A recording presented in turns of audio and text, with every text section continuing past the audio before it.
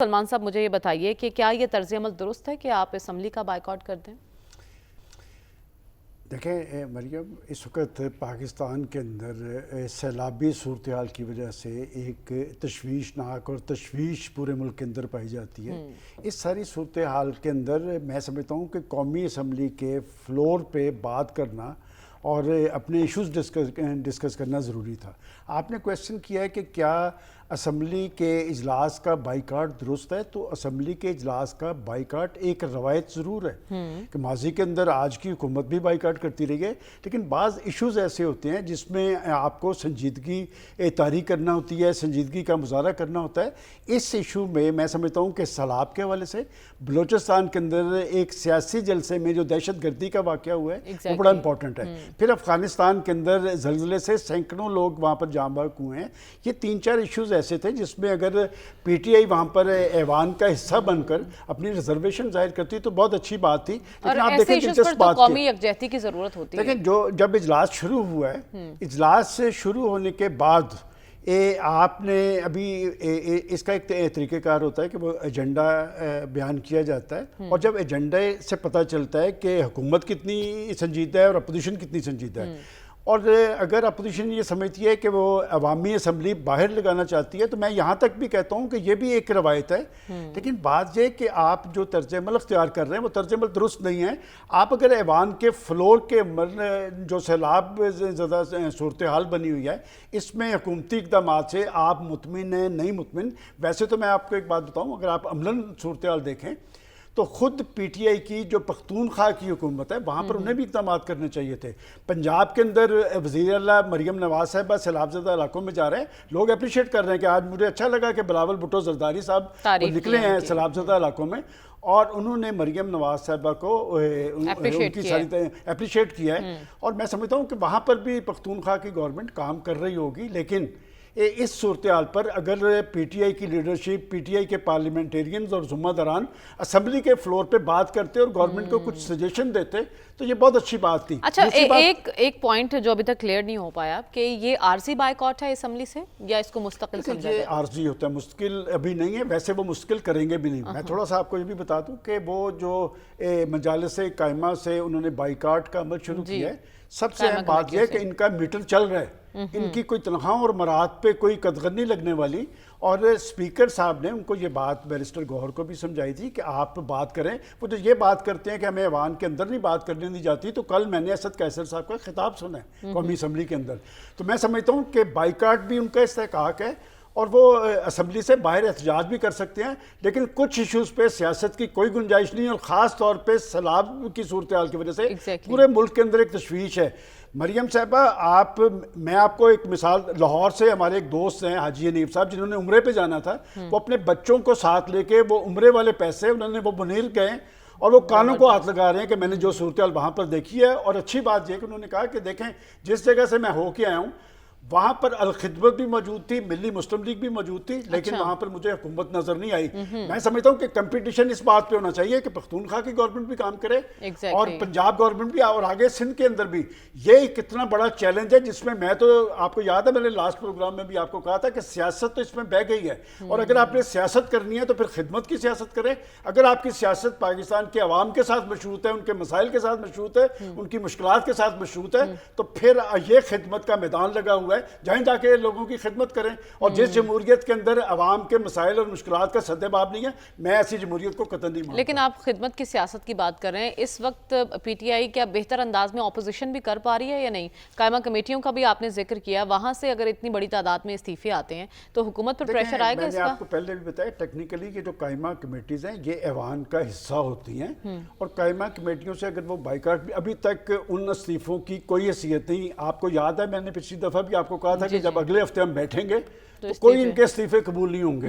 اور بات یہ کہ یہ اراکین اسمبلی، جیسے میں نے ابھی بات کی ہے، جب تک لوگوں کے ایشوز کے ساتھ اپنی سیاست کو منسلک نہیں کریں گے، یہ اپنی برات تنخواہیں نہیں چھوڑتے، الاؤنسز نہیں چھوڑتے۔ آپ کو یاد ہے کہ انہوں نے بازی کی اسمبلی میں 6 ماہ تک بائیکاٹ کیا تھا، آخری ٹیڑی پیسہ بھی وصول کیا تھا۔ تو میں سمجھتا ہوں کہ حکومت ہے یا اپوزیشن، बात यह कि इस वक्त पाकिस्तानी कौम उनकी तरफ देख रही है। इस हद तक खतरनाक सूरत हाल है सैलाबज़दा इलाकों पे कि कानों को लोग हाथ लगा रहे हैं। तो मैं समझता हूं कि ये मुकाबला करना है तो सैलाबज़दा इलाकों में जाके खिदमत में करें।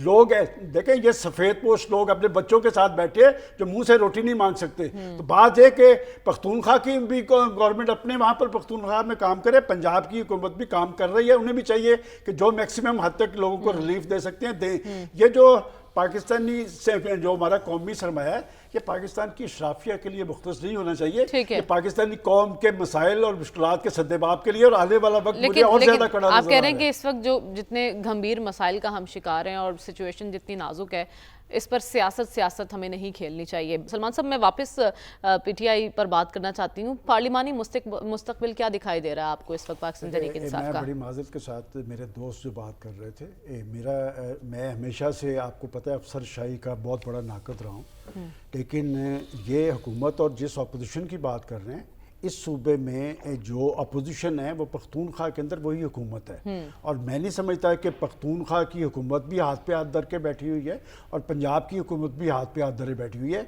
इतना बड़े क्राइसिस के अंदर मैं कभी आज तक मैंने इस प्रोग्राम में अफसर शाही को अप्रिशिएट नहीं किया, लेकिन मैं आज पूरे वसूख से एक बात कहता हूँ कि उन्होंने ज़िम्मेदारी का मुजाहरा किया है। लेकिन ये इतना बड़ा चैलेंज है जिससे ब्यूरोक्रेसी या हुकूमतें नहीं निपट सकती। और बात है कि हमें मुखालफत बराए मुखालफत में नहीं उलझना चाहिए। मैं तो आपको ये बात कह रहा हूँ कि अगर पीटीआई वहाँ पर अहवाल का हिस्सा बनती तो कुछ तजावीज़ देती, कोई हालत ज़ार बताती, कुछ अपनी डिमांड्स बताती। एनडीएम में या पीडीएम में जो कुछ कर रहे हैं वो मेरे ख्याल जो मैक्सिमम हद तक कर सकते हैं वो कर रहे हैं। लेकिन उन्होंने शिकवा किया ना कि जिस तरह उन्हें हमारी मदद करनी चाहिए थी वैसे नहीं की। इस वक्त मैंने आपको पहले बता दिया है कि इतना बड़ा क्राइसिस है। मेरा ख्याल खाय साहब शायद उन इलाकों में नहीं गए, मैं लाहौर के करीबी इलाकों में जाके देख के आया हूँ, जो जहाँ पर हालांकि उस तरह की खतरनाक सूरत हाल है जिस तरह के। और यहाँ पर अभी जनूबी पंजाब के अंदर, बोनीर के अंदर, पख्तूनख्वा के अंदर, मैं बताना नहीं चाहता यहाँ पर कि वहाँ पर जो भू फैली हुई है वो किसकी है।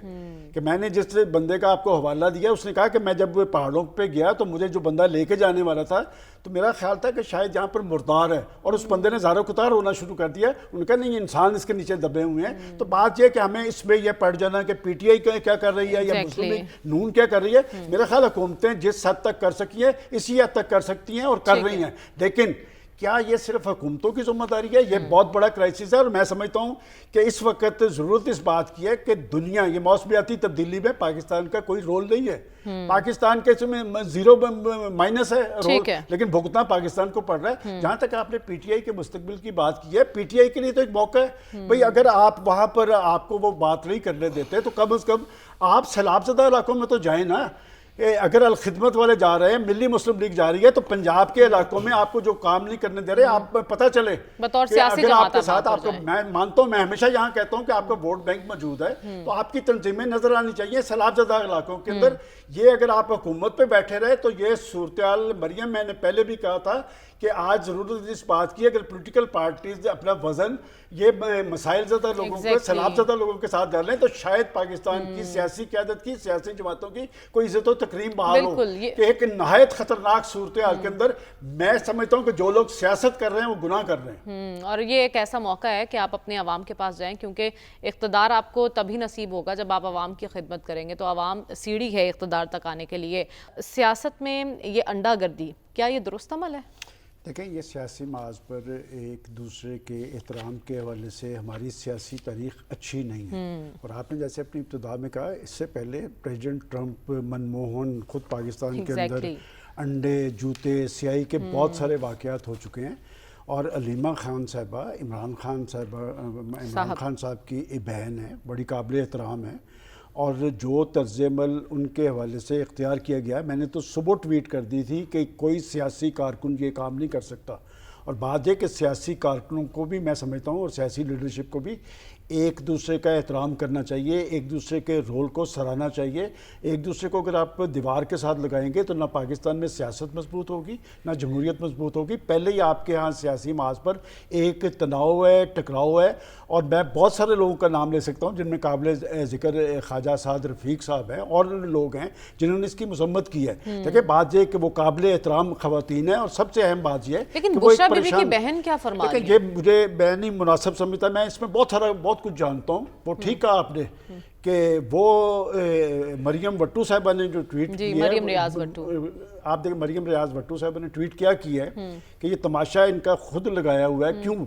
इसलिए कि ये आपस में कुछ खवातीन की लड़ाई है, मैं उसमें नहीं पढ़ना चाहता। मैं फिर ये बात कहूँगा, ये अमल जो है ये काबिल मज़म्मत है, और ये तर्ज अमल पाकिस्तान की सियासी लीडरशिप को इस हवाले से एक वाज़ेह लाइन देनी चाहिए। और मैं इससे पहले याद करें, मैंने आपको कहा था कि सोशल मीडिया के महाज पर जो कुछ हो रहा है, आज अगर इमरान खान साहब अपनी पार्टी को रोक लें और मरियम नवाज साहब अपनी पार्टी को रोक लें और कहें कि अगर जो बंदा एक दूसरे को टारगेट करेगा हमारे के साथ उसका कोई ताल्लुक नहीं, तो सियासी फजा बेहतर हो सकती है। सोशल मीडिया तो ताकत है, देखें पूरे मुल्क के अंदर क्या कैफियत है कि लोग ये सैलाबज़दा इलाकों के अंदर किस सूरत हाल से दो चार हैं, और दूसरी तरफ इस्लामाबाद के अंदर इस तरह के वाक़यात हो रहे हैं। मैं समझता हूँ इससे सबक लेने की ज़रूरत है, अपने तर्ज अमल को दुरुस्त करने की ज़रूरत है, और इस वाक़े की तहकीकात ज़रूर होनी चाहिए कि ये दो खवातीन कौन हैं, किसके कहने पे आई हैं, गाड़ी किसकी है। देखिए, गाड़ी के बारे में तो पता चल गया कि वो पिंडी के किसी, और होता पता क्या है, इस तरह की गाड़ी का बाद में पता चलता है कि नंबर ही गलत लगा हुआ है। तो लिहाजा अगर मरियम रियाज भट्टू साहब का बयान दुरुस्त है या गलत है, मैं इसमें नहीं पढ़ना चाहता। ये वाक़या हर हवाले से काबिल मज़म्मत है, इस तरह के वाक़यात नहीं होने चाहिए। और माजी के अंदर आपको याद नहीं कि नवाज शरीफ साहब पाकिस्तान के एक बड़े सियासतदान हैं, उन पर उससे पहले आप देखें अहमद रजा कसूरी साहब, ख्वाजा आसिफ साहब, इवन के एहसन इकबाल साहब को गोली मारी गई, और कौन लोग थे, किनके कहने पे हुआ है, सब कुछ पता है। और ये ट्रेंड पाकिस्तान में सियासत और जमहूरियत के हवाले से अच्छा नहीं है। लेकिन अलीमा खान साहिबा को टारगेट करना